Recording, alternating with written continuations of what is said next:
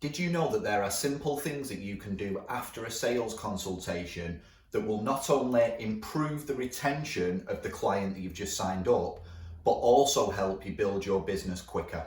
Hi, I'm Matt Robinson from the Profit Podcast, and in today's video, I'm going to talk you through exactly what to do straight after making a sale to increase retention rates and lead to further business in the future. Recently, in our videos and our podcasts, we've been going into great detail to show you exactly what to do as part of a sales and a consultation process, from what to do before a consultation, during the consultation, and then now after the consultation has taken place. By following these steps correctly and in the right order, you will get yourself some fantastic clients that stick around for a long time and that often send more business your way. So, what can you do after a sale to increase retention rates and bring more business your way? Number one, first thing we get everyone to do is go through some success policies. This is almost like a contract, but it's a bit softer than that. It's not law-abiding or anything like that. It's not a binding contract. It's an agreement between yourself and the client as to what to expect. So this document will detail things like what to do if you need to reschedule a session or cancel a session, what happens if you or the client is going to go away on holiday, what sort of things we expect in terms of punctuality, and what happens if a client's going to be late. Simple things that, if addressed now, make life much easier further down the line. The other thing that would be included in this section is payment. And as part of this process here, when we're talking about payment, we will often take an initial payment from the client using something like an iZettle or anything similar to that.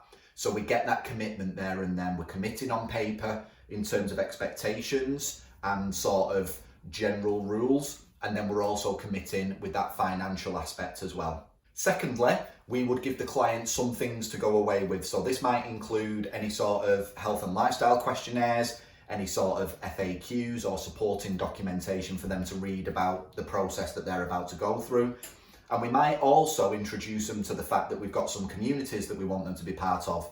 This might be a client WhatsApp group that you run, or a private Facebook community, or even just getting them onboarded to your personal training app that you use. So again, this is another thing that makes them feel really positive about the steps that they've just made and the decisions they've made to start training with you.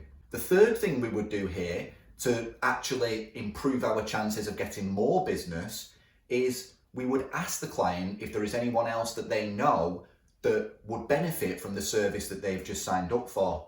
During our consultation process, we actually mention to the client that our business thrives on referrals and that we do ask for referrals. And one of the best times to do that is right after a consultation, right after someone's committed.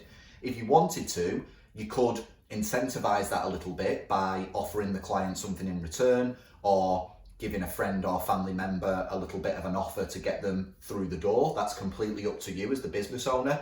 But this is your first opportunity to ask for that referral. And even if you get a no at this stage, what's great about asking here is that that now feels normal. You've mentioned it in your consultation, you've then actually asked the question, which means that when you go and ask that question again and again and again in future months, the client is used to you asking for referrals now. You've already sort of crossed that bridge with them, and it feels much less awkward than it might otherwise do. So to keep things nice and short, those are the three key areas that we go into after a sales consultation to improve retention rates and potentially grow your business even further.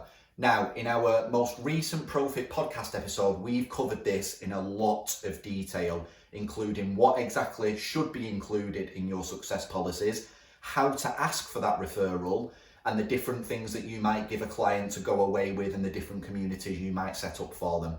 So if you want a lot more detail about how to actually implement this, then I highly recommend that you follow one of the links in the description below this video and go and subscribe to the Profit Podcast in whichever place best suits you. You can do that either on Apple Podcasts or Spotify.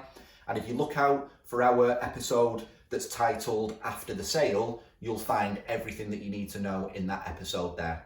If you haven't done so already, make sure you hit subscribe on the YouTube channel and the podcast. And if you've missed our most recent videos that lead into this one regarding the sales process, Go back and check those out. They're all very short and they'll give you a great insight into how this process looks on a bigger scale.